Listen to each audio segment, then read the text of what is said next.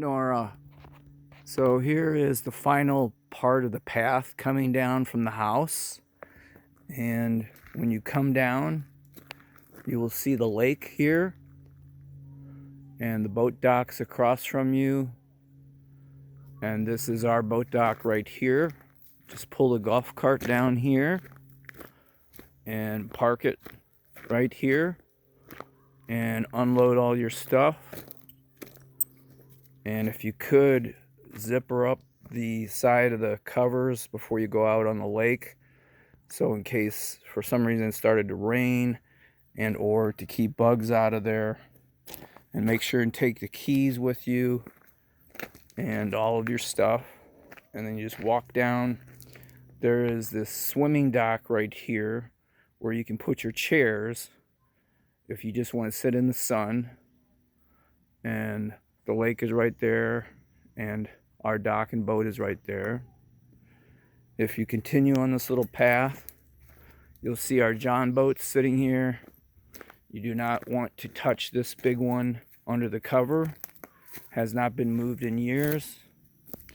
And the other one, if you wanted to use a John boat, is the one leaning against the tree, which is her grandpa's. And there is a lock right here, a black master lock. And I found the key for it. I have to get some WD-40. I will just go ahead and try and unlock it for you today so it's unlocked, okay? But this would be your last choice, is to use the John boat. On the back of the John boat, there is a spot where you can put a little trolling motor, which we have hanging just right outside the door that you walk into the laundry room. And you can clamp that trolling motor on there, and there's a trolling motor battery that sits up in the garage that I will mark trolling motor battery for John boat, okay? And it'll be next to the steps going into the house, into the laundry room. So here's the path. Just step onto our dock. Be careful, okay? The water is down right now, so everything is safe. This is how the boat looks like when you first see it. It has a tarp over it. Everything has bungees on it. So real simple. All you have to do, just unhook each bungee from its spot and just let them lay right on the dock where you unhooked them. So that way when you go to hook them back up, you'll know where to hook them back up to. And if you don't get it exact, it's no big deal. You do need to make sure and get the one on the back of the cover connected here, because when the wind blows from the back, it'll come from usually north or northwest this time of year. And then the motor is right there, and inside the cover, I'll show you in a second, but you can see there's an anchor hanging right there. Right around the corner, mounted on the boat, is a little switch. You just push to lower and raise the anchor. So when you get out to a spot and you want to swim or just get in the shade and veg, just lower the anchor all the way till it hits the bottom and let out a little extra slack so that it drags and catches the bottom. And then turn the button off and you're good to go. The controller, which I'm not going to open up right now, is right here under this part of the boat. And it's real simple. On the golf cart, I'm sorry, not on the golf cart keys. On the keys that we'll have marked for the pontoon boat, it has a little miniature one of these buoys on it that's red, and it has the keys on it. I'll have it hanging on the wall for you. It'll be marked pontoon boat. And that has the key to push into the controller that sits right here. It's about halfway in the middle of the boat. And you'll see it. There's a windshield here and stuff and a steering wheel. And you just push the key in, turn it to the right, and then you'll see a little up and down switch that will raise the motor up and down on the back. And you just want the motor to go and be perfectly vertical, straight up and down, and then stop pushing the up and down button on the controller. And at that point, you're ready to go. The controller just has a little throttle that you just push forward or back for reverse. It's that simple. And underneath this cover is a snap-on cover also.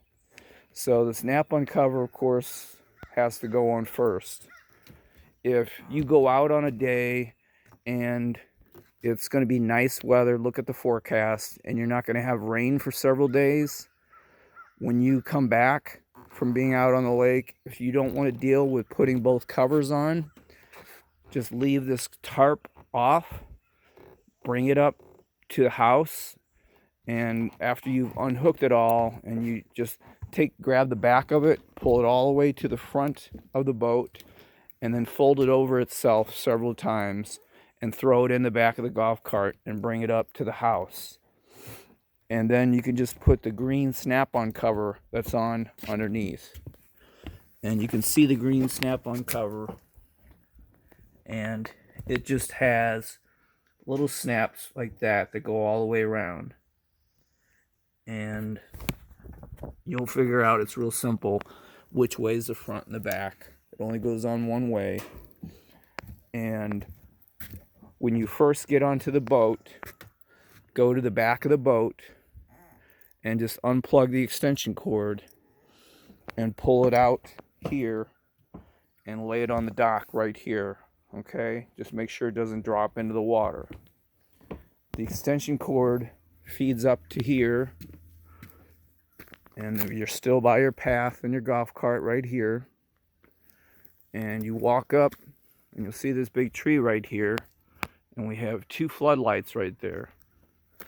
On the side of the tree, on the back side, there's a switch for the floodlights right there. And this is the extension cord that plugs to the boat.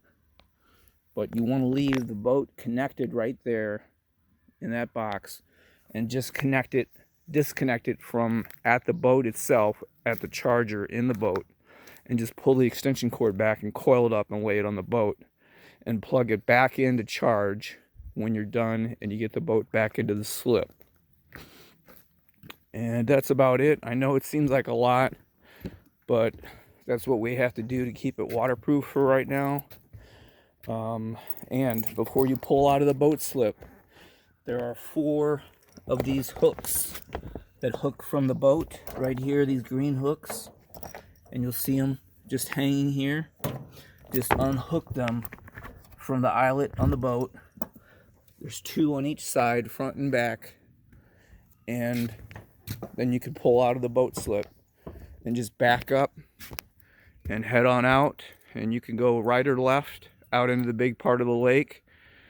I would suggest, depending on whether you're swimming or fishing, go out late in the day, like 6 o'clock or so if you're going to go fishing, or go out a little earlier if you're going to swim first, and then do some fishing before you come in. Fishing usually isn't good until the evening, when you start to get shade and the sun starts to go down. It should stay sunny until like after 8 o'clock right now. And then just remember, when you pull in the boat slip, hook these couple of green connectors to the boat so it doesn't float away, and then walk up, if it's getting dark out, and walk up to the tree and flip that light switch so that you have light and you don't have to worry about doing anything in the dark. And like I said, if the weather's good, just put the green snap-on cover on and take the brown cover up to the house and keep an eye on the weather. And whenever it looks like you're getting close to within a day of going to be rain, then come down and you'll put the big brown cover on. You will need 2 people to put that brown cover on. I can do it by myself, but it's going to be tougher for you by yourself than it will be for me. And the green cover when you take it off and you go out, you can coil it up and just lay it here on the dock. And then when you come back in, you can throw it back in the boat, spread it out, and then you pull it tight and snap it all the way around on the boat. And then, so if you just are putting the green cover back on, you do not have to worry about putting all these bungees on, and you won't be putting the brown cover back on. So I would suggest you watch the weather and pick a day where you're going to go out, and they say that it's going to be dry for a week or something like that. So that way you don't have to worry about dealing with this big cover for several days. I hope that makes sense. We'll have the keys all marked. And just remember, when you go back up the hill, remember in the golf cart you have that reverse. You'll back up right where the golf cart's sitting now, all the way as far as you can against the rock wall behind it. And you'll have to go back and forth a couple times to get it to turn around. And then just keep revving it with your foot on the brake for a little bit. And then once you get ready to head up the hill, you're going to want to just give it full gas, and you don't let off the gas pedal all the way up. And if for some reason it starts to stall a little bit, you would just put your foot out on the left a little and sort of do the Flintstones. Just give it a couple little pushes, and that also helps alleviate the weight off of it, and then it'll start going and get momentum again. But you should not have a problem. But just don't load it down with too much stuff, because if you have someone else with you that is bigger than me and Jenny, and you're going up the hill with a whole bunch of stuff,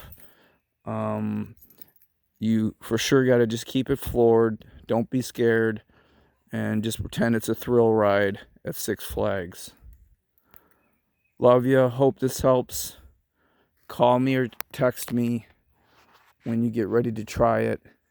And again, here is the swimming deck right here that you can just put your chairs on, bring down if you want to sit out and swim in the lake. The lake is a little murky right now. It always is this time of year because of the rain. So that's it. I'll put this on YouTube, and if you got any questions, let me know. I'm going to get 4 new batteries right now at the store and bring and put into the boat. And it's on Friday, and I will be dead by the end of the day again.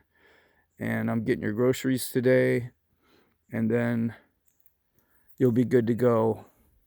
And we'll see you Saturday towards late day, hopefully before dark, to take us to the airport and drop us off. Thanks, guys.